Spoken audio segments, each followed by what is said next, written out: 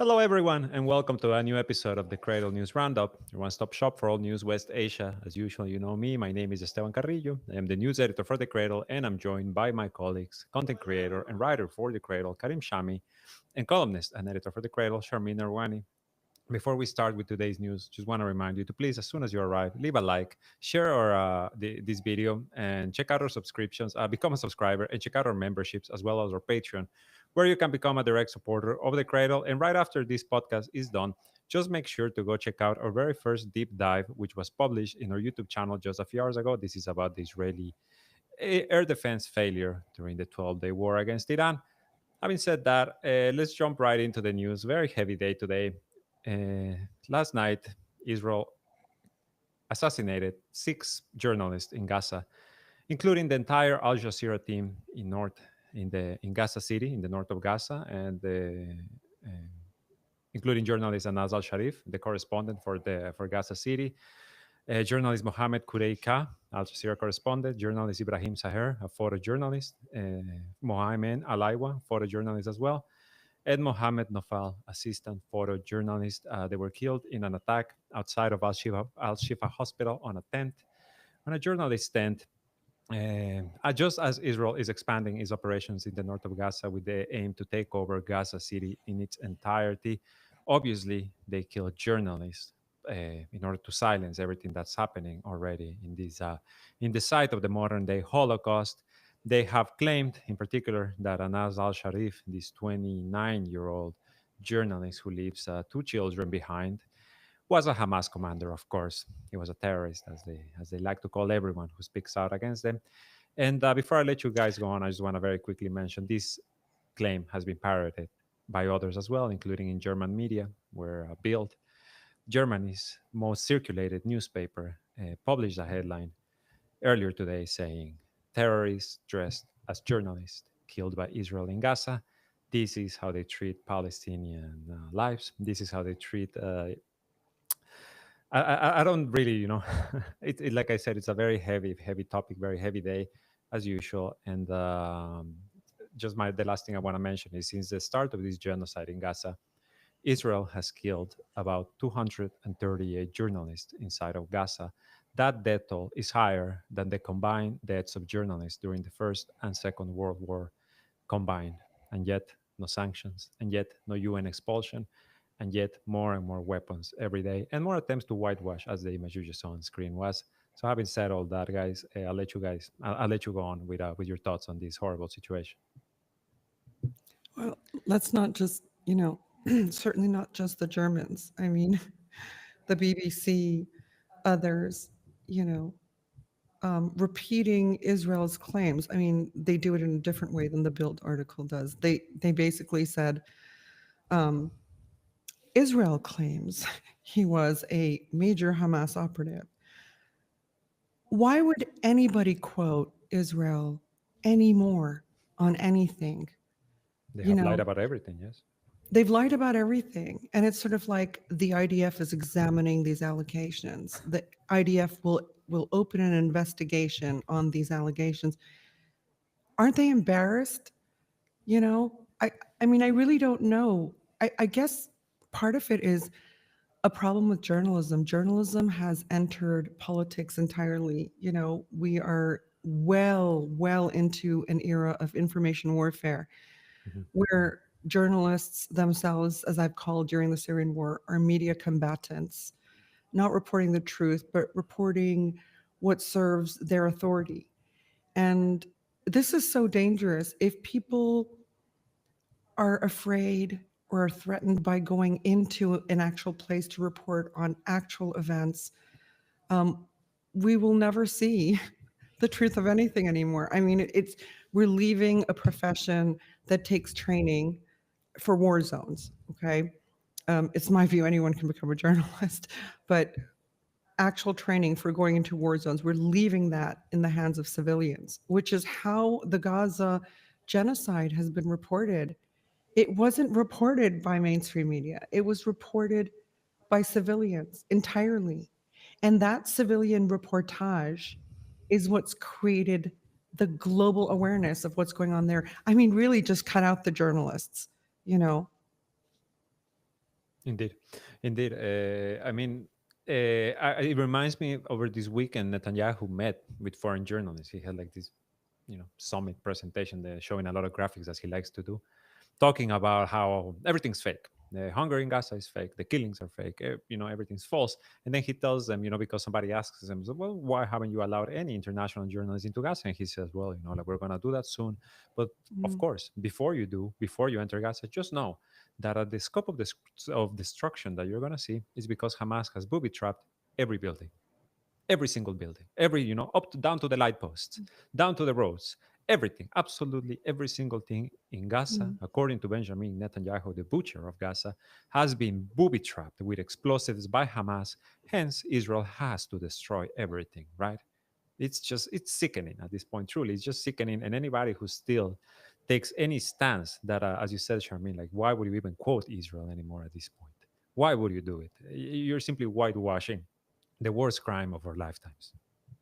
Yeah, and we're not, I guess, sounding sad because you sound really sad, Esteban, because they're journalists, because that's no different than civilians.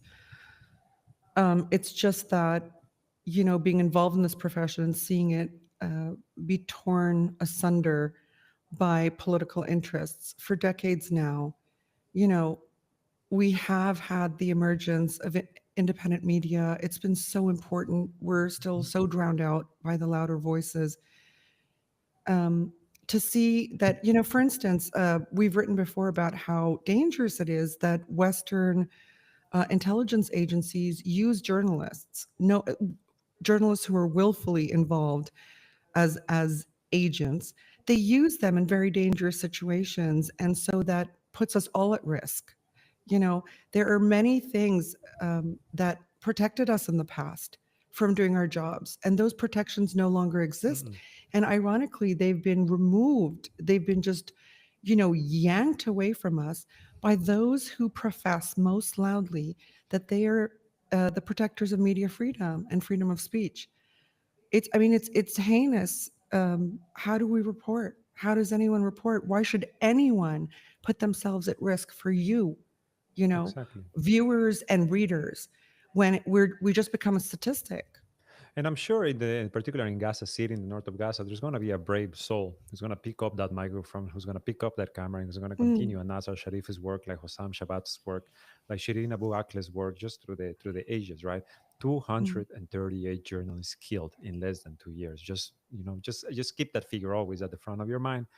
And in the Not meantime, just last Also, killed, week, deliberately targeted. deliberately targeted. Very Deliberately well. targeted.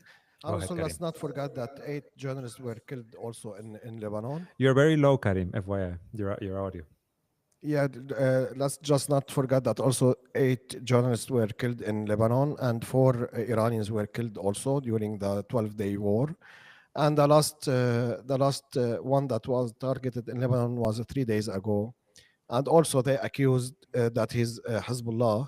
And even if he was a journalist for Hezbollah, they don't have any right to kill him. And same they said about yesterday's attack about on Al Jazeera crew. They said they are from Hamas, and they showed us like a list as if the list. Remember when خلاص. they showed a calendar in, I think it was Shifa Hospital, and they Yeah, said yeah. it was like a list of targets A or list, something. yeah, yeah, exactly. And also, I want to mention Hassan Sleh, who was also assassinated inside a hospital. They tried first, it didn't work, and they tried again, and unfortunately, it was successful. Also, this journalist was covering the genocide in Gaza in a very professional way, and also we in the Cradle used to follow him and get data from him. So this Yeah. is insane. Also, when you think about it, that the statistics says that maybe 22 million were killed in World War II, and now in Gaza you will see like we That's don't know just the in number. Russia. That's just in the That Soviet was just for Union. Russia. But Okay, still, let's. like your I don't point, remember. your Yeah, point stands. imagine 30 people were killed, and according to statistics, they say that 78 or 68 to 72 journalists were killed in World War II, and now you look at Gaza and you see like more than 200. That's really insane. That's really insane. Yeah, Mm. indeed, indeed. And of course, they are targeting UN and and The, officials. the war on journalists Aid is workers. exactly along the same lines as what they did to the UNRWA, which is, discredited, claimed that they were all Hamas agents, that they had taken part on October 7, using testimonies that were procured via torture, by the torture of these UN employees. And then, they parroted the Bill, the BBC, the CNN. And when you were talking about the journalism work, Charmaine, about a war correspondence, I was thinking about Clarissa Ward, right? This who just got an award a few months ago, like some journalistic award. Remember, it was just what was it, like 6 months ago, when she interviewed this the prisoner who was escaping and seeing the sun for the first time, and it ended up being one of the torturers of the prison in Damascus, or like she smells a backpack and The determines that jihadi it's sarin journalist. gas. No, that was Arwa Damon, the lush, the constantly drunk, at least then, CNN journalist who was arrested for biting paramedics at the U.S. Embassy in Baghdad who were trying to restrain her drunken rage. CNN, really, I don't know. Do we call them journalists anymore? I mean, do we? Stenographers, no? The Stenographers. And of the IDF. I mean, really a perfect opportunity to ask our viewers to become patrons now. I mean, you read our stuff, you watch our stuff, you're welcome to for free. That's what we're all about. But if you can, step up and make it possible for us to report whatever we want without any consideration, for cost. No, and just to make that point, I wanted to say, in the first days after the genocide starts in Gaza, this Israeli academic and scholar, like an expert on the Holocaust, called it a genocide. He said that Israel, what it's doing is a genocide. And then, and I'm not drawing any parallels because it was like an influence or anything like that, but just a few days later, we at the Cradle became one of the only news outlets to start referring to it as a genocide because of the actual words that were being used by Israeli officials, the incitement to genocide that they were using. And to this day, we remain one of the very few outlets that call this a genocide. So yes, please support the Cradle, because we're not beholden to any of these, we're not stenographers. That's all I'll say. Yeah. Speaking of, killing and targeting people, we had an unfortunate killing of Lebanese soldiers who were basically handling Israeli explosives that had been left here. And when these unfortunate souls died as a result, every single major official in this country, from the president to the prime minister, went full on media blast, lamenting these brave martyrs, et cetera, while I think everyone in Lebanon has feelings about the loss. I mean, laments the loss of Lebanese army soldiers. What was like almost deafening was the fact that none of Lebanon's top officials ever lament the loss of civilian lives in the south. They talked about these Lebanese soldiers as though they are defending the sovereignty of the state. I think both the president and prime minister used language to that effect, and yet nothing about Hezbollah fighters who were martyred in fighting the beast to the south for the entire world. I felt very uneasy about the way these guys went full force in covering, in giving attention to the loss of these Lebanese soldiers, as they should, because it was almost like they were setting up, the army as something uber special here, when in fact, not to, criticize the Lebanese army, because why should we? They are not given the tools in which to defend their borders. They're absolutely not. And this brings us to an extraordinary pull in Lebanon. Now, just to set the scene, imagine that you have a nonstop campaign by the officials, the appointed officials of this country, all right, against Hezbollah's weapons, dictated to them by the Americans specifically, with threats of sanctions, with threats of not providing any aid for Lebanon, dangling a reconstruction of southern Lebanon, in exchange for getting rid of Hezbollah's weapons, basically all their tools, the US tools and Israeli tools, are in full force right now and have been for weeks and even months to push the Lebanese into getting rid of Hezbollah's weapons. And then this poll comes out. Let me go over the numbers if you don't mind. Yeah. Shani. But I just Go want ahead. to clarify something, Shani, because they posted. You're very low again. Yeah, I want to clarify something because the army posted something last night. They said that they were killed while they were checking the depot for weapons, which means the weapons were for Hezbollah, not for Israel. I think that's also why they all said all that patriotic statement. All of a sudden, Yeah. let me go over the results of this poll. First of all, thank you to Yorkshire Sam. He gifted a few memberships. Thank you to Wilnada Marchis for their donation. Thank you so much. I think somebody else became a member, but I don't have the number right now. In any case, this poll conducted. Moby Nick. Moby Nick, indeed. Thank you so much. So, a new poll conducted by Lebanon's Consultative Center for Studies and Documentation, asking a total of 600 respondents across sectarian lines. So, it was 1/3 Christians, 1/3 Sunnis, 1/3 Shiites, and I think 7% Druze. Found that where is the number I'm looking for? 58% of Lebanese are against the surrender of Hezbollah's weapons without a defensive strategy, while 71.7% of Lebanese citizens do not believe the army is capable of confronting Israeli attacks on its own. And then also 76% believe that Lebanese diplomatic relations are not enough to deter Israel. So let's focus on the 58% who oppose disarming Hezbollah without a proper defense strategy. Does the Lebanese government have a defense strategy? Never. No, they're not allowed to. I mean, they're trained by the Americans. They're special forces. I mean, this is something that Joseph Aoun, the current president of Lebanon, who was, excuse me, completely backed by the Americans and herded into that role, basically. He was commander of the Lebanese army. And during that time, we saw development of Lebanese army special forces trained entirely by the Americans and armed by them that will be used for whatever he decides. Okay, whatever the Americans decide, essentially. It's kind of like what they've done to the Iraqi army. You have these Iraqi special forces that are entirely US trained, and they ignore the rest of the army who get like dirt cheap, salaries and care and weapons and protection. And that's the state of the Lebanese army. To hear these people, to hear the former commander of the army lament the Lebanese soldier. Why were these Lebanese soldiers carrying explosives like that? Were these untrained soldiers? I mean, let's shine a light on that. You shouldn't be exploding, or you shouldn't be dying when you're moving, explosives. There's a way for this. You have to have the experts in there. I want to know why these men died.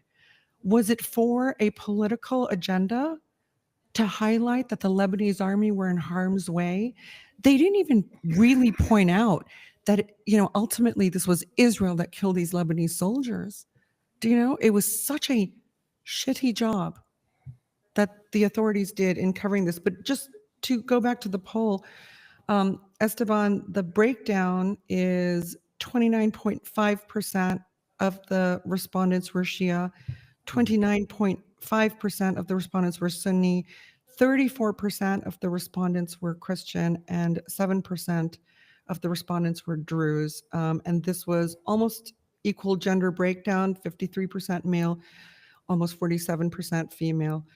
But the results were kind of surprising, right? Because all the media does here is, because works in service of empire, is to, talk about disarming Hezbollah and having the cure for everything. As the cure-all for everything, for the lack of electricity, the lack of water, the fact that the banks have stolen all the deposits of all the Lebanese people who've saved their entire lives.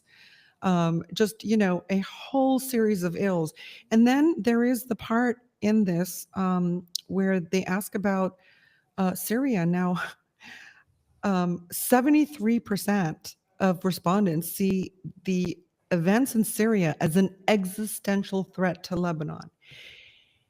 How many times do you think Joseph Aoun and Nawaf Salam have talked about the Syrian threat? I mean, Nawaf Salam or was very addressed it. happily went to Damascus to shake hands with Jolani just Yeah, a few months ago.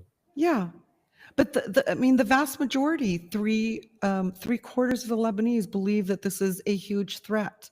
Mhm. And 68% of respondents fear that they could pave the way for war by armed groups in Syria against Lebanon.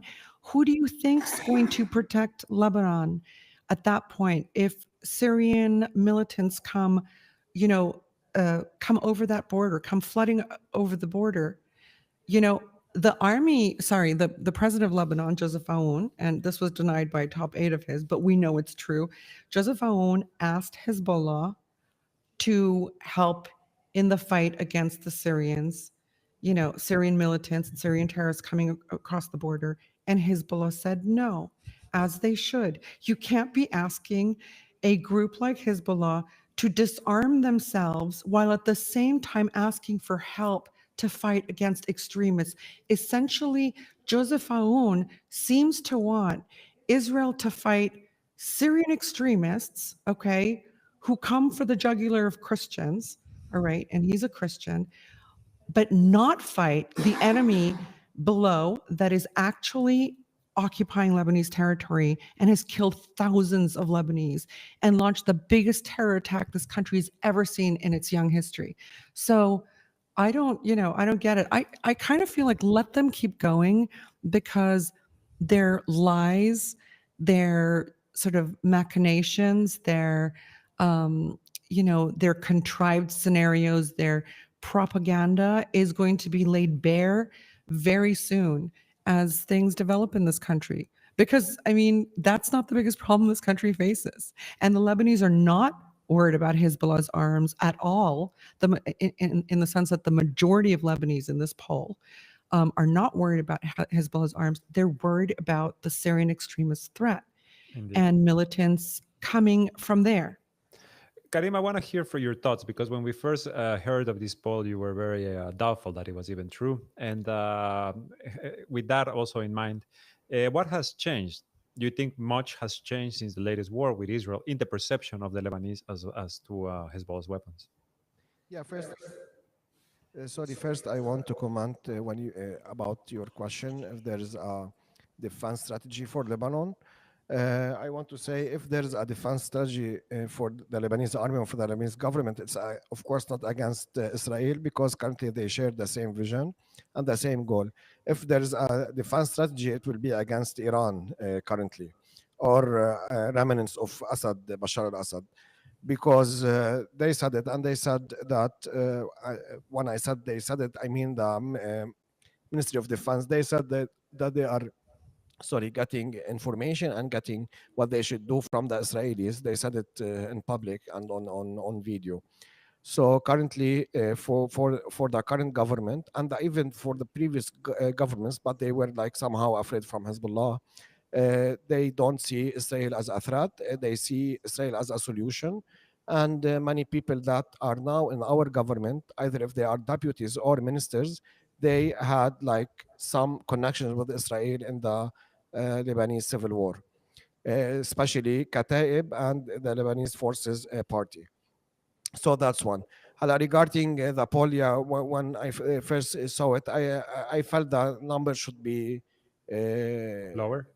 lower, but it's good. 58% is good, following all the propaganda and the commercial campaign that was imposed from the West, because all Lebanese know whenever you go to any social media, you will be presented by commercials, AI commercials. They are very weird and they are very grinchy. I don't know if this is the word Cringy, that fits. cringy. Yeah. And I think all of them are from Europe. When you go to the publisher, you see it's from Belgium or from Holland or Dutchland. That's one. And also we have media in Lebanon. The media in Lebanon is very strong. We have few but strong outlets like Al Jadid, LBC, and NTV. And all what they do 24/7 is to ask people, or they have they host people that are against Hezbollah. And 58% is very good currently, especially after that Hezbollah lost the war. But I think what happened in Syria And the mistake also, I think Israel made a mistake. The government made a mistake, which is that they are still bombing and targeting Lebanese after the Ceasefire. ceasefire, if we can say it's ceasefire. Till now, One-sided ceasefire. we don't know what's inside inside this ceasefire. So I think if Israel didn't continue targeting, I think the number would be different. But this tells us that you have to have your weapons. What happened in Syria, and Karim, what? Yes, I have a question for you. At the moment of Hezbollah course. disarms, what do you think MTV, LBC, and everyone else is going to be reporting on? Do you think they're going to run out of news? Are they going to shut down finally? I don't know, but I think many journalists will lose a lot of money, and they will be shocked. Oh, we did it now. Now they don't have What's No, weapons. next? What do we Who do will fund next? us now? Yeah, no, what they'll say is Hezbollah still has weapons. It's of sort course, of, yeah, remember the chemical weapons that were yeah, completely, like the Assad government asked for chemical weapons to be removed from Syria because it was creating the threat of somebody using them to attack Syria. And then when they were removed under international observation, the Americans continued with they have a chemical weapons stash. So this is what will continue to happen. I do want to point out something about the poll. Now, don't forget, like I mentioned, the very recent commander for a long time of the Lebanese army has become the Lebanese president, right? And the respondents in this poll, okay, an overwhelming majority say they have no they have no faith that the Lebanese army can basically do the Confront. job of Hezbollah, can provide security Mhm. for this country. Okay, so 70 what percent was it? 72, 73? I closed it. Is the Lebanese army alone capable of confronting Israeli aggression? No, is 71.7%. And then basically, so these people who know that Joseph Aoun was just army commander for a long time and should have built up the ranks of the Lebanese army and its capabilities and had very good relations with the American ambassador, um, uh, Dorothy. Dorothy Shia, bosom buddies, as it were, that he should have gotten and everything he wanted. The Americans paid him directly. What was it, like $100 million for the Lebanese army? They circumvented the channels you normally go through, and they gave the money directly to the Lebanese army, which is insane. It's like completely, when you say U.S.-backed army, it is not to blame Lebanese soldiers for this, because I think a lot of them would not want that. But in this poll, the respondents are asked, how much trust do you have in Lebanon's official institutions? The highest response, the highest positive response from those queried was for the presidency. About 67% of Lebanese have either medium or high trust in the Lebanese presidency, which basically means, I mean, they're not asking specifically about Joseph Aoun here. They're asking, the question is about the presidency, so the About the office of the institution, yeah. presidency, the institution. And then in the government, that falls down to 55%, parliament falls down to 46%, judiciary 40%, the foreign ministry is absolutely at its lowest at 38%. They do not trust, and this is another question in the poll, they do not trust Lebanon to be able to diplomatically resolve its problem with Israel and with Syria. They do respond to that, which is interesting because if diplomacy with Joseph Aoun and Nawaf Salam is not going to, in the minds of Lebanese, show any progress or protect the country, then you do need a military. But over 70% say the military is not capable, which is probably why over 50% of Lebanese do not want to disarm Hezbollah. It's not rocket science, but no media drills deep enough into this. I think this poll is kind of fantastic. I fully expect the other side, to be funded like almost overnight with a poll that asks dumb questions and gets the answers they want, which they will circulate en masse, And it'll be like to counter this. it'll Yeah, be like Ashrafi and Jubel, like 80% of the respondents. they'll just And lie. and Tripoli. I mean, thank you so much to Clifford Bustria, by the way, for their donation. He says, Cradle keeps West Asia issues on the map and the world's radar. That is indeed what we try to do. And to history, economy, entertainment, and commentary as well. They We suggest we missed do a special episode on Pakistan foreign minister, I think, Sabdura. I don't know if we're going to be doing that anytime soon, but thank you very much for your Yeah, donation. in any case. Well, just by the way, on Pakistan, not to be dismissive of this, we do have an article coming out this week on how Pakistan and Iran basically going to be forced to coordinate border security even more than Iran ever dreamed of, because it's wanted that for a long time, because the Israelis are infiltrating and have infiltrated the Baluchi separatist problem that is occurring on both sides of the border. Okay. Done. And so that will be out this week on Pakistan. Golnara Marchesi, I think you missed this, gave us $10 at the beginning of the podcast. Thank you so much for that. And then there was somebody else, but I think I can't see. named all of them, but if you want to, Okay. go ahead. Don't worry about it. I don't know if you, Karim, if you have any more thoughts about the situation in Lebanon on this poll, on the because I just want to comment about the poll. The point is just let us not forget that the Shias are the majority in Lebanon, and in the poll they are not even the majority. And if you want They're to, not the majority in Lebanon. What do you mean they're the majority? Shias, They're not over 50% of Lebanon. yeah, but They're maybe the largest sect. yeah, that's what I mean. They are the Okay. largest sect. So if you want to tackle this poll in a different way, of course the number will be more than 58%. That's what just I wanted to clarify. Yeah. And for instance, the Christians, they were 34% of the poll, Of the while sampling Shias size. were 30%. So yeah, they did And ask by more the way, Christians. the numbers have changed a lot since the beginning of the Republic in terms of population and different sects, but Lebanon will not allow a census because it knows it will upend the Christian majority or the Christian 50%, which is what the entire government system, the quota system, 50 seats in parliament or 50% of the seats in parliament reserved for Christians.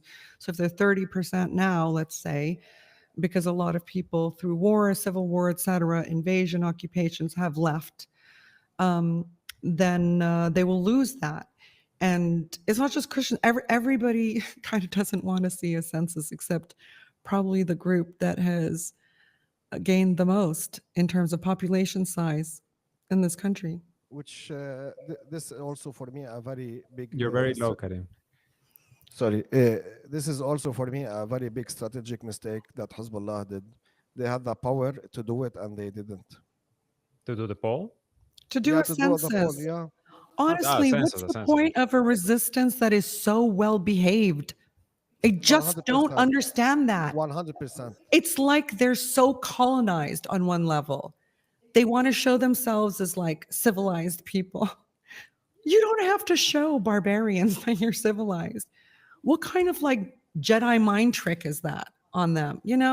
Sorry, I can't take a well-behaved resistance. No, I'm not especially saying, yeah, against an enemy that has shown, their complete lack of regard for all human life across Yeah. the board. I think yeah, that question in the poll about like solving the issues diplomatically, I still think is too high. That even if it's a majority of Lebanese agree that there's no diplomatic solution, I think it should be like the entirety of Lebanon, right? Like who still thinks that there's a diplomatic because solution? everybody is afraid of being called a terrorist. If you're Christian Lebanese, you're still afraid because they'll use the Arab card there, right? If you're Muslim, you're really screwed. Do you know? You are. Like I've always say, like if they kill us, we're collateral damage.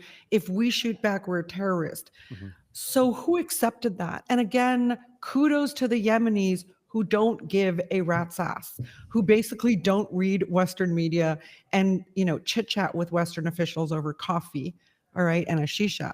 They don't do that, so they're not colonized. But every other element of the resistance axis does that. And the Yemenis also, Sharmin, the Yemenis, let us not forget that they still showed us that the only thing that the West understands is power, because they forced the United States to force. Responding in kind, okay? That is the basis of international law. Respond in kind is legitimate. If someone attacks you, you can retaliate. And everyone forgot that in the friggin' axis, except, Yemen. I mean, nobody reacted in kind appropriately. Nobody did. And then the Yemenis showed us, oh yeah, that's what used to happen. And they did it against the United States. And they forced the United States out of the Red Sea in 2 months. And I remember I was with Sharmin. It was night, you remember? And we were in the airport.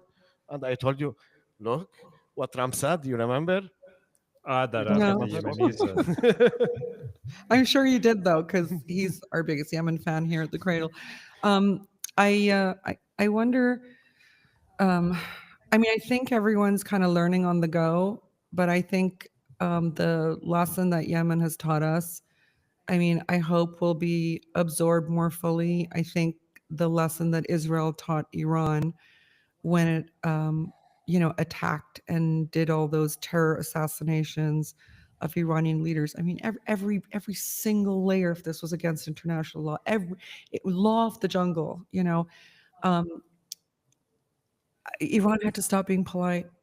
And I'm sure when they thought, oh, can we launch this missile? Can we? And did, and saw that the enemy had no friggin' answer, no headline could actually undermine what Iran did, because everyone else in the world saw Iran as the champion here. Then Iran went, ooh, we can do that. It's mind-boggling. I know these people, really, in the axis, they want freedom to make their own decisions. They want security within their borders. It's not ideological at the end of the day. I mean, some elements of the axis is ideological, for sure. But I would say that the ideology, sort of religious ideology, underpins a revolutionary one, which is not really revolutionary. It's basically to have sovereignty and territorial integrity. What did they call it? Like in the 70s, or the liberation theology underpins the axis because of Iran and because of the supreme leader and how the axis started. But almost all elements of the axis are really just focused on taking back their control over their futures, their destinies, their fate, their economies, their geographies. This is very legitimate. So blow up the enemy that attacks you, blow them into smithereens, but we're so well behaved. Oh, I can't really. Indeed. If you guys don't mind, I think we can move on to other big news that happened over the weekend. I'm talking about the peace treaty between Armenia and Azerbaijan that was signed in Washington, D.C., overseen by Donald Trump. Gave us an image for the ages, the one, where he's holding the hands, and it has this very, very Donald Trump look on his face. Now the United States is going to have a 35-year control of the Zangezur corridor, which now is going to be called... It's 99 years. I saw it as 35. I don't know. Let us double check. But this is also the one that is going to be renamed, right? The Trump corridor for prosperity and peace and, sunshine and rainbows, etc. On Iran's border, cutting off Iran from Armenia, essentially. And Iran, a high senior advisor to Supreme Leader Ali Khamenei said, we will stop the building of this corridor with or without Russia's help. He said, he added that little addendum as well.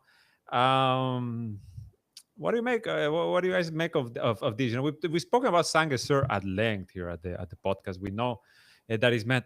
Yeah, that's the one. That's the picture. We're going to do a deep dive on this. I mean, for sure, in the future. Deep dive being the episode that you're going to watch after this podcast, folks, right? Because it's our first deep dive episode on Israel's air defense system and lack thereof. But I think on this, so we've heard a variety of reactions from Iran. For a long time, Iran has said any action in our neighborhood that changes borders is unacceptable to us, even if it's happening in another country's territory. Because, in effect, what the US wants to do by taking this lease on Zangezur, which doesn't exist yet, is exactly what they did with Ukraine. You know, this whole promise of not getting closer to Russia's borders and then absolutely going for gold. You know, every year getting incrementally closer, having NATO troops, weapons, etc., stationed in these places. So that's the point about Zangezur, and Iran's not going to allow it. Now, you have people pointing out that Pezeshkian, the Iranian president, the reformist Iranian president, and others are kind of like what's the word, like rolling back on the red line threats, etc. And they can, because they're reformists. They don't understand the first thing about the enemy. You know, they don't understand it. They still want to talk to the enemy. They think diplomacy is the way out. I think everyone understands, like Karim said, that you can only deal with the Americans and the Israelis and others who come aggressively into your neighborhood and try to undermine your sovereignty and territorial integrity. They only understand force. But Pezeshkian, et cetera, you know, himself of Azeri descent, which, by the way, so is Ayatollah, you know, Supreme Leader Ali Khamenei, can just goes to show you how different two Iranian Azeris can be, has just seemed to, you know, try to downplay this whole thing. Is he headed to Azerbaijan in the next few days, or is someone from Armenia is coming to Iran? Anyways, there is a lot of discussion happening since the deal was struck in DC by Donald Trump with Azerbaijan and Armenia. Both parties are talking to Iran, trying to explain the deal. But we did, and please check this out. It should be online right now. We have an article, an analysis of what that deal in Washington on Friday was about, and who wins and who loses. And in the current scenario, as intended, the Turks, the Azerbaijanis, the Israelis, the Americans, the NATOs win. Okay, whatever the Armenians get in the deal are very vague. Remember how the Gaza ceasefire was struck? Remember how the Lebanon ceasefire was struck? Again, vague things that get stretched until you're nothing. You know, for sure, the Turks would rather there be no Armenia. For sure, the Azerbaijanis would like to swallow up Armenia whole. And Pashinyan, this color revolution tool of the Americans and the West, is enabling this with a deal he says promises peace between the two countries, but in effect sells Armenia and Armenians down the river. Now, just to let you know, Pezeshkian is not in charge of national security in Iran. The supreme leader and all the security outfits that he commands or overseas in Iran are responsible for Iran's national security.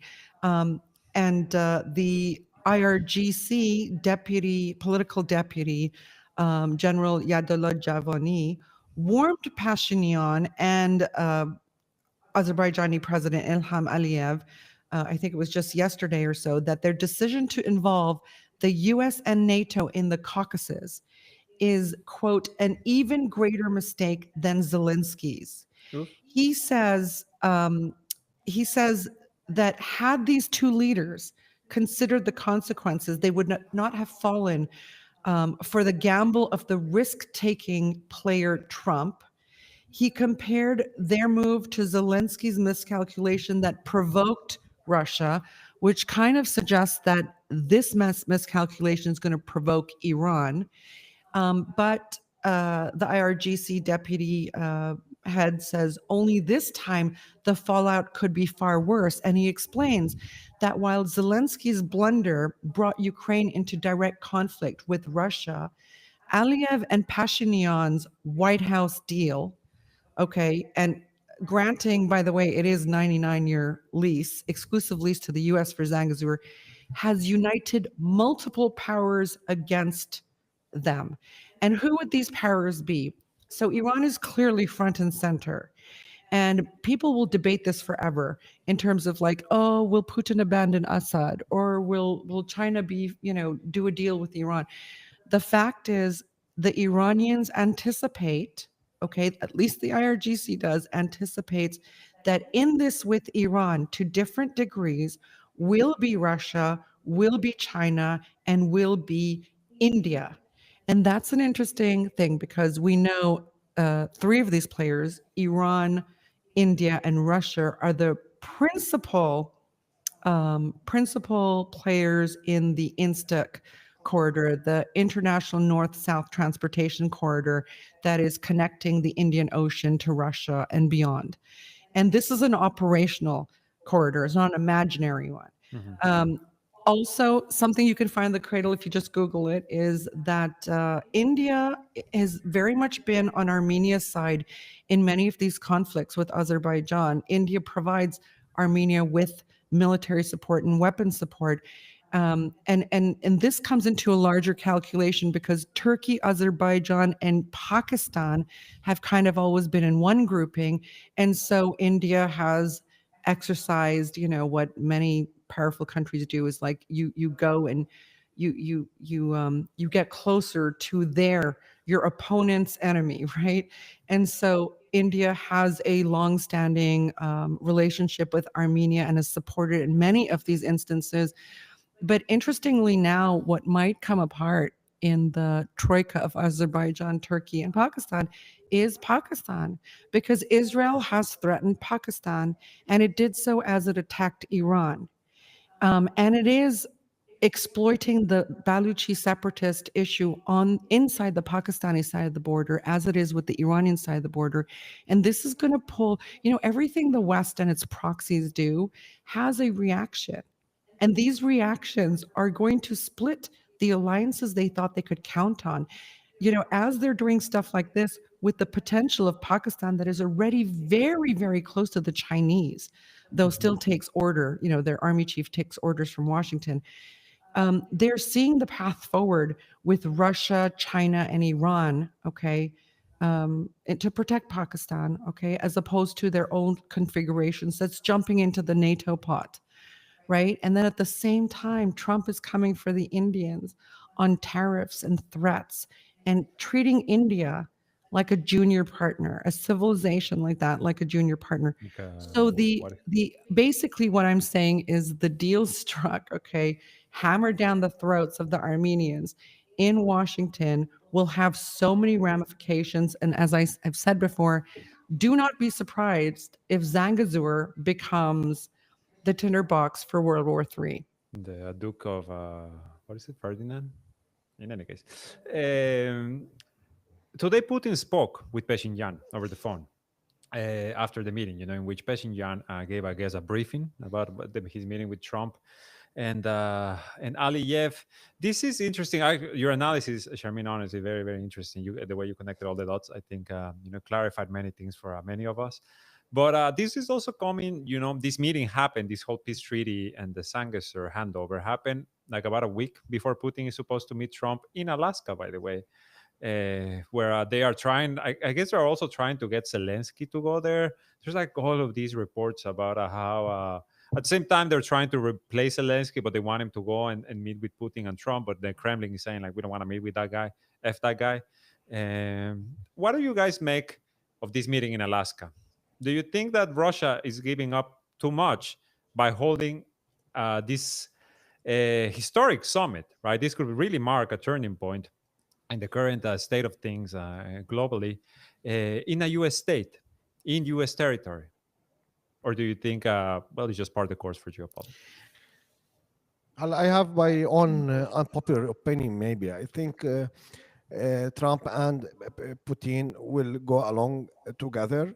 But I think it will be only under Trump. I think when Trump leaves, both Democratic and Republicans, they need an enemy usually. And now currently they need more than an enemy. They have Iran, they have Russia, and they have China. I don't think they can afford to be allies with China, although Putin wants to be part of the West, and they don't want him to be part of the West. And he said it more than once. And there's a famous saying where when he asked Clinton that he wants to join NATO, and the United States said no because they want Russia as it is, an enemy. Yeah, 100%. So I think even if they go along together, it will be only for 3 years. And the Americans, they are professional in this. They will create something for Russia to be an enemy again. And yeah, after this meeting, I think Russia don't care a lot about Armenia. And if they support this, what happened 2 days ago, and Trump will force Zelensky to sign a deal with Russia, and Russia already took what it wants. It wants the Crimea. It already took it in 2014, and I think maybe even Trump will recognize Crimea as part of Russia, and it took some parts from eastern Ukraine. And I think that deal will be done, because I don't think Putin will allow himself to go to the United States and Alaska, which is historic, because everybody knows that Alaska was purchased by the United States with, I think, few millions of dollars. I know it was like 150 years ago, but also it was very cheap. And we know Alaska is a important part of the United States now. So I don't think he will allow himself to go there without a deal. Trump, you mean, I think, or Putin? yeah, I think Sharmeen thinks that, or she has her point that Armenia is very important for Russia, but currently I don't see why is that. Armenia is a very poor country, and they don't have resources, and Russia and Iran already established like a route in the sea, or in the The Caspian Sea? yeah, we call it sometimes as a lake, not a sea. So, and it's faster for them there. I don't see why Russia would care about Armenia. The things about the presence of the U.S., of like because Yeah, but if I am Russia and I zoomed out and I saw what happened, I saw that, for instance, Syria fell between the hands of the Zionists and the Americans, and I had like, I fought there. I'm speaking as if I am a Russian. I fought there. I had like allies with Hezbollah, and now Hezbollah leader was assassinated. I had connections with Iran and Syria. Now there's no reason for that, and we're seeing the pressure on Hezbollah in Lebanon and in the PMU in Iraq, and also the deal that was established is fully against Iran. So if I am Russia, I will ditch this region and focus on my borders. what do you think about the Trump-Putin meeting, Okay. Charmaine? What do you make of it? Wow. I said it's an unpopular So opinion. no. What was Ukraine on its borders? Yeah, Ukraine. What's Armenia on its borders? Wait. These are former Soviet republics. Putin has So said what, Charmaine? many times that we made a big mistake with the USSR. Okay, like folding it. Yes. All right. This has allowed the enemy, the big global major power enemies, to come right into their borders. If you think Russia will allow incrementally an Armenia or an Azerbaijan or a Georgia to become a Ukraine, you're wrong. It's much easier to stop it becoming a Ukraine now than it is when it's fully militarized. But they don't care about Armenia. They never spoke against Armenia or said it's a threat. It's the same as Latvia, Estonia, No, Armenia was Poland, Charmin. All these Armenia is countries part went of to NATO. Yeah, that was when the Soviet Union was much weaker. You think they're going to allow No. even more? Wait. Yes. You think they're going to allow? This is when Russia, post-Soviet Russia was much weaker. You think today they're going to allow more like that to happen? Of course they won't. Last year they allowed Finland, and it has one of the longest borders with them. No, that was again when they were fully engaged in Ukraine, and the narrative of an expansionist, dangerous Russia was scaring all European countries, and they used that opportunity to pull these guys into. No, obviously Russia was not at that moment when they were fighting in Ukraine, and not particularly successfully. If you remember, hang on. Okay, they were not going to then go fight for bloody Finland or whatever. Look, Karim, they're in a much stronger position now, the Russians, than they were a year and a half ago. And if you look at a map of Russia and you have, on its borders, you have Georgia and Kazakhstan, and then beyond that, all the stans, Uzbekistan, Tajikistan, all these, Azerbaijan, all these countries that were once linked, right, to Russia. They're not going to allow them to become NATO's stomping ground. But here's what's even more important. Now Russia has a strategic partnership with China. Now Russia has a strategic partnership with Iran.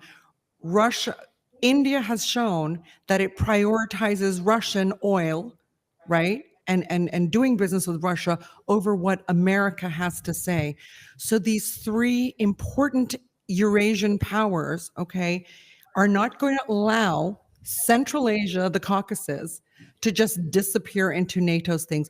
These areas, if Azerbaijan, Armenia go, then what'll happen to Kazakhstan that, is also like Turkey wants to infiltrate, Turkic speaking people, Turkic ethnic, community, and Uzbekistan and all these others, Tajikistan, what's going to happen then? Of course, it's like a domino effect potentially. These are the essential roots, as you and I were looking the other day, trying to kind of peel the onion that is the BRI, because it's so complicated. For another one of our deep dives, by the way. So these are essential for China. They're essential for the Indians. They're essential for the Iranians, and they're essential for the Russians. It's not about Armenia. It's not about Armenia. But having said that, Russia and Iran have always enjoyed very good relations with Armenia. A Christian country like Armenia with the Islamic Republic like Iran, you'd be hard-pressed to find an Armenian who would criticize Iran. Rather, they know, because such a large community of Christian Armenians live in Iran and did so and remained there after the revolution, that almost everywhere in the world, Armenians know that they're treated so well in Iran and respected so much in Iran, and have their church services, and they have a member of parliament designated for them. So these are long-term relationships. You think Pashinyan can't fall? You think Aliyev can't fall? Did you see Georgia, what happened? The Americans are trying to go into all these sort of like former Soviet spheres and try to color revolution them. Well, Russia stops them, but it's not going to do the heavy lifting alone. But Iran can do the heavy lifting in this theater. We don't have to have, it's like the Syrian theater. Like I always say, you had Hezbollah and the Syrian army on the ground, right, with the Iranian advisors. So you didn't need Russia on the ground. You had Russia in the air, so you didn't need China in the air, but you needed them at the UN Security Council. Everyone takes on a responsibility that's necessary. Is it so hard? So Russia will engage with this because it is in their interest to do so, to not have NATO come right into Armenia, Azerbaijan, and then spread further. Who talked about NATO, Sharmeen? Nobody talked about NATO. I'm saying that Armenia is not an Everyone's important... talking about NATO. Everyone's talking about... Nobody said that Armenia will join NATO or Azerbaijan will join NATO, and there's already... It's not about NATO. Sorry. You said it. I didn't say no. NATO. It's sorry. Is Ukraine a NATO member? No. No, this is what it doesn't matter whether you're. The moment they started I'm not to talk talking. Ukraine, I'm not talking about Armenia joining NATO or Azerbaijan. I'm talking about NATO interests being advanced there. Same with Ukraine. It is being advanced. If we can consider, Turkey is a NATO member, and it earned Azerbaijan, and it made Azerbaijan a very powerful country. And Azerbaijan, they have petroleum and they have gas, and now they are exporting to nobody knows who. Some reports, they say they export to Israel, they export to Turkey, they export now to Syria. They are well established. Armenia, with due respect to all Armenians, and I have Armenians friends, now is a very weak country, and it doesn't possess anything. For instance, Pashinyan's made Armenia weak. Tomorrow you could have another leader because he has a very strong opposition. He has a very strong opposition in Armenia. Okay, you could have another leader tomorrow, and all of these things get reversed. I agree, but I'm just saying. And do you think Iran and Russia will not seek that? You think they're just going to... Armenia is not with the borders with Russia. Why should Russia... If I am Putin, I will make a deal to control Ukraine and forget about Armenia. Well, because of Christianity, the Russians are very, strong with Eastern Christianity. No, I'm sorry. Have you met Russians recently? Yeah, It is but important. Their value system, the way they acted in World War II, the way they, have acted thereafter in terms of like, against fascism, for instance. This is deeply embedded. It is an Eastern Christianity, and Armenian Christianity is also an Eastern one. And as we know in Lebanon, they come and they try to colonize the churches here. All of a sudden, you have like, where Jesus was born and where Christianity emerged, trying to act like Western churches. It's the weirdest thing. So there's a lot of things, and it's not one border. It might not be directly on the border, but I think Armenia does actually border Russia. And no, it's, no, they don't. is it Sadly. not? There's an interesting question here in No. the chat that I want to bring up, just to bring us back Yes. to the Putin, Zelensky, not Zelensky, what is it, Trump meeting. Soulstar says, may there Oh, be a sorry, swap. Kazakhstan. Sorry. Maybe may there be a swap deal between Putin and Trump for Ukrainian territories to get Putin's agreement on Zangezur. Do you think Well, that's going to be in the cards? you don't give away a pivotal geopolitical card. It doesn't matter. You know, Trump will say he will make it out that he wrested absolutely everything he wanted from Putin, and the Russians will say no, that didn't happen, and the Western headlines will say like Putin loses. Trump out negotiates him. It doesn't really matter. The point is there are things you can trade, but in reality are not defined enough so that your adversary can actually do anything. Let's not get ahead of ourselves. Is Russia in a position where they have to trade out a very, very central location on their border, all right, and around their neighborhood, which will start a domino effect, okay, to corrupt and pollute all former Soviet republics in the Caucasus? Will they trade that away for Ukraine that he's winning? You know what I mean? Like that's why would you don't have to do that. So it doesn't matter how people spin it. And I'm sure there are people in the Kremlin who think that um, Zangezur is not front and center, and there are others who are, Caucasus experts who think that this is the pivot. This is the trigger that can really turn the neighborhood badly, against Russian favor. So I don't know. I don't know the answer to that. But to say that it's insignificant when in fact as Armenia has had close relations with Russia and been a member of the Collective Security Treaty Organization, CSTO. I can't remember. This is obviously a critical sphere of engagement for the Russians. Don't forget that Russia is a member of the SCO, the Shanghai Cooperation Organization, which is, a very, very important security and defense and counterterrorism organization, the only one in that region that includes Russia, China, and the only West Asian power, which is Iran, alongside all these other stans. They're not going to take the stans being polluted by NATO, and Armenia is like just a gateway. It's like the weakest link. So the Americans and NATO get in there, and then they start spreading. You don't want to do that. I mean, it's not the Russians are not newbies. This isn't like 20 years ago, like when Putin said, "I misunderstood. I thought the Americans were against our values, but actually turns out it's only geopolitics and geoeconomics." Putin now knows this.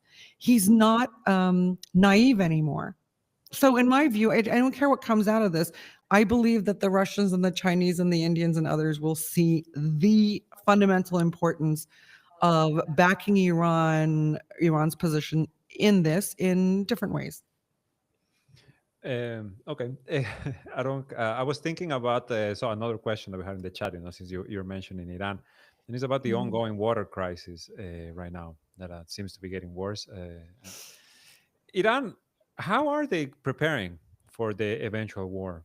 Do you feel like because today War? Did you uh, say water or war? I brought up the water first because I remember that I saw someone talking about it on the chat about the water crisis, but I'm talking about the preparations for war of this government, war, the war that Israel is gonna for sure reignite. Like I feel nobody has any doubts about that anymore. Is this government prepared? Really? Do you think you brought up the SEO? There's a summit. The SEO summit is in just a few weeks. It's in China, right? Where all the heads of state are going. This is going to be the post Donald Trump, Vladimir Putin meeting among the powers, the main powers of the BRICS and the And multipolar Iran world is order. one of only 9 members who will be sitting there. Exactly. So, is Iran, because you have today Ali Larijani, I believe is his name. He's the national security chief of Iran. He's in The Baghdad. new, no, the new chief of the new national security body that they Mm. implemented just recently. Well, he's in Baghdad right now. He's meeting with Yeah. Iraqi officials. And according to Iraqi media, the meetings are about determining the new phase of the resistance axis. This is how it's being described. He's due in Beirut as well, I think later today, in this kind of, I guess, reshuffling of the cards after the war. Is there are they now in a position in which they will not be taken with their pants down, I guess, by the for sure incoming Israeli attack? Or are we hoping too much from the Masoud Pezeshkian government in Tehran? Don't literally don't bet anything on the Pezeshkian government. I say this because, you mentioned the water thing, and this is what Pezeshkian has said publicly. We are in a severe and unmanageable crisis. We have almost run out of water.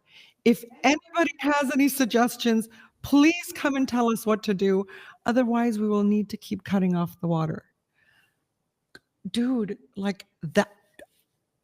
This is a country that when it has a crisis, knows how to mobilize all its resources, all its security apparatus, to help. So like earthquake, and you have the army and the IRGC there helping, even though it's not a military thing, This is a country that I was there once visiting when there was a chicken shortage, and you had people in pickup trucks driving chickens out to provincial areas. Like whatever the solution may be, there's a solution. And Pezeshkian, the president, who I knew he was going to be awful when I watched his one-on-one debate with Saeed Jalili, who was his contender. And Jalili had really specific answers for a lot of things.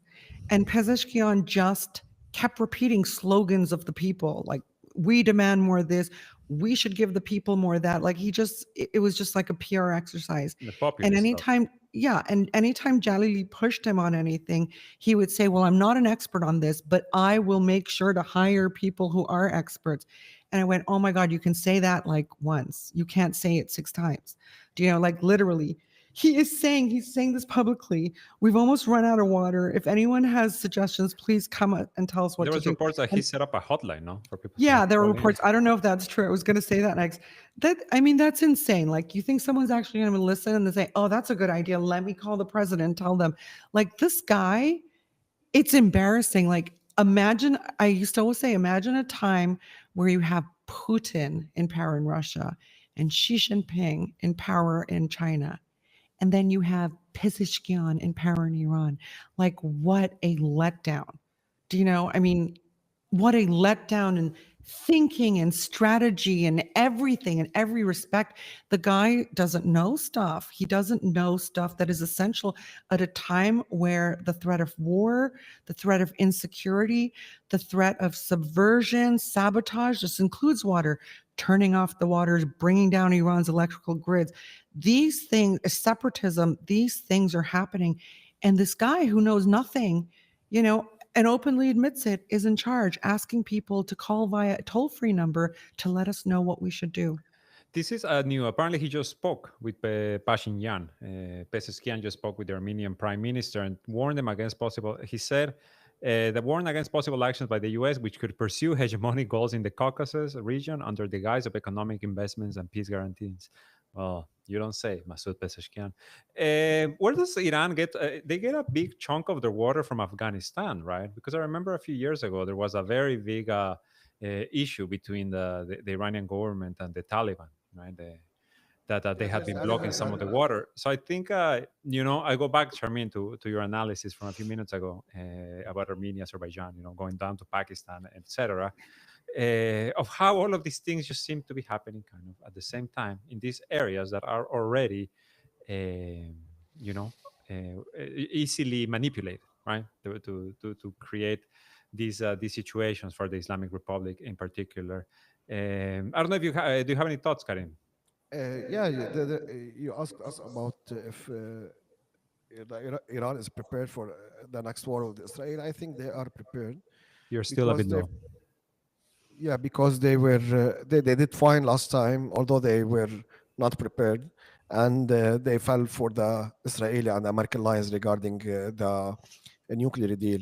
I think they are prepared. I think they already established some connections with with the Chinese, because we saw officials and military personnel went back and forth from between China and Iran. And I said it last time. Yani, I'm not like a military expert, but for me, Iran lacked satellite imagery and radars, because the attacks came from everywhere. I think if Iran established this, they will perform even better the next round, if there is a next round.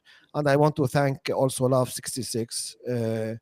He said Russia and Iran will not allow the US to have a presence in the Zangezur corridor. I hope so, because the deal is already done, unfortunately. We'll see what will happen. We'll see if Iranian will respond. There will be military action. What they can do to stop this? I think Iran has limited options to stop this deal.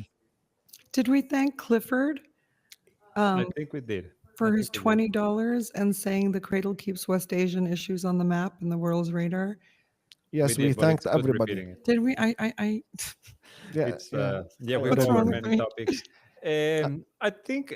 Do you have something else, Karim? No, that's it. I just wanted to say that, because you asked the questions and About there whether was they're no ready or answer. not. Yeah. Yeah, indeed.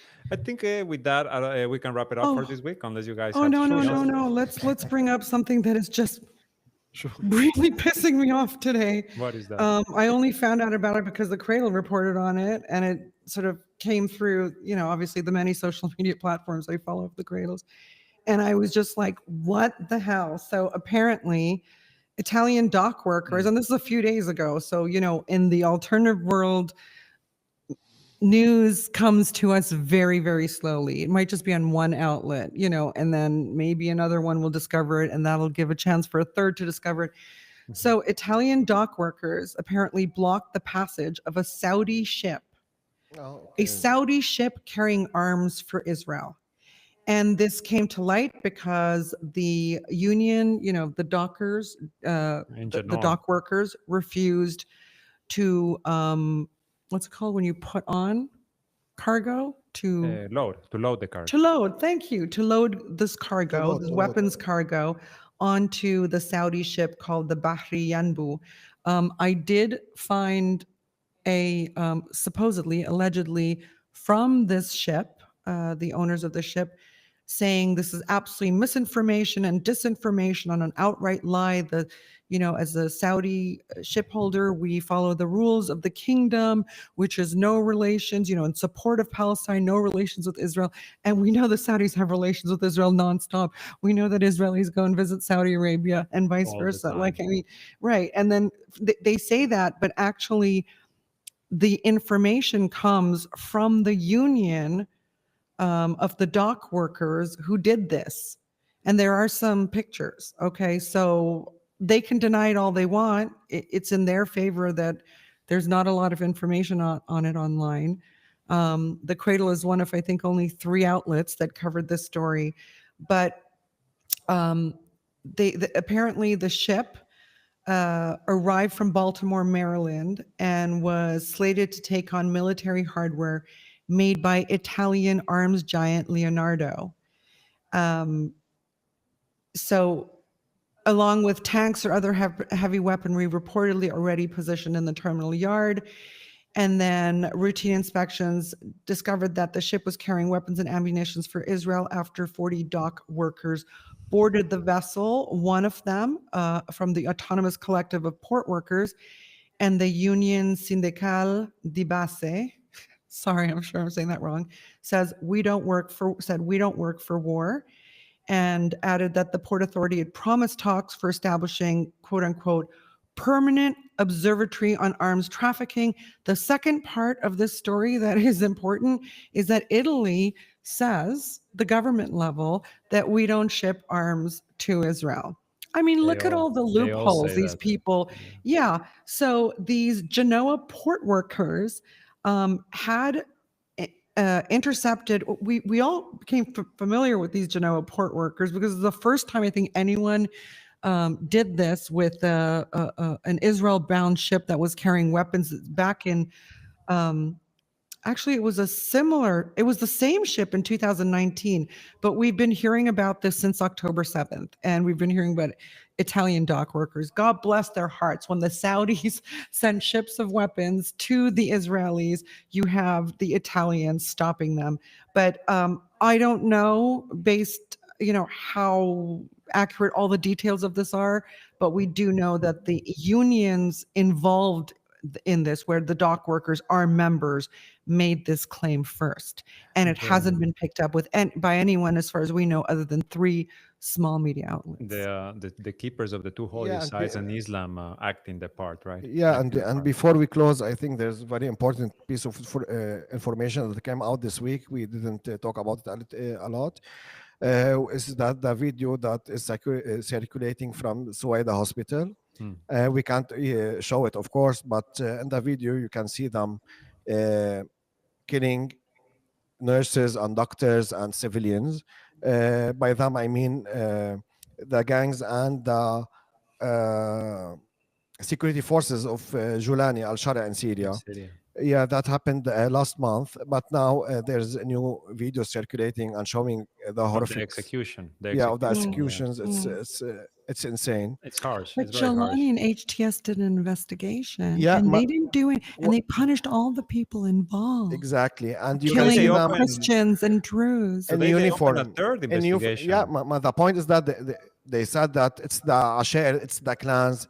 These are people that were excited, but in the videos you can see them. They are wearing a uniform. Yeah, the diversity-friendly jihadists, as Western media loved to call them just a few months ago. In any case, I guess we can wrap it up for this week. I want to thank everyone for joining us. To remind you, just hit that like button before you leave.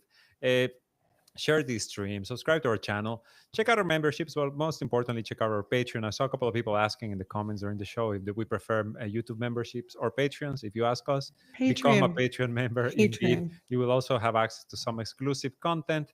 We'll see you on Thursday, same time, same place. Thank you so much for joining us. Goodbye. Bye-bye.